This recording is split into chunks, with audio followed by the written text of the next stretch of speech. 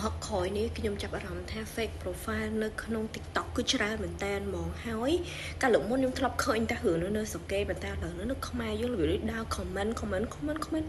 ដេសផ្ដាសហ្មងហើយយើងចូលទៅមើលក្នុង profile ហ្នឹងសិតតែជា profile ថ្មីទៅតែបង្កើតអត់មានផុសអត់មានអីទាំងអស់គឺ zero វីដេអូអត់មានរបៀបដូចមិន profile យើងលេងធម្មតាអញ្ចឹងណាចឹងខ្ញុំក៏នឹកឃើញទៅដល់រឿងមួយដែលអ្នកគ្រូ Nelly គាត់និយាយថានៅក្នុងឆ្នាំ2026ហ្នឹងនឹងមាន fake profile ច្រើនហើយឲ្យយើងប្រុងប្រយ័ត្នឥឡូវប្រយ័ត្នយ៉ាងម៉េចនៅក្នុងនៃការពារខ្លួនព្រោះអីពេលខ្លះអញ្ចឹង fake profile ហ្នឹងគឺគេមានគំនិតចង់ធ្វើអីមួយចង់ជំរុញរឿងអីមួយរបៀបថាមកដល់ post negative របៀបជា negative នៅលើយើងហ្មងធ្វើឲ្យយើងនឹងបាក់ទឹកចិត្តឲ្យយើងមានអារម្មណ៍ថាចុះមិនបានយើង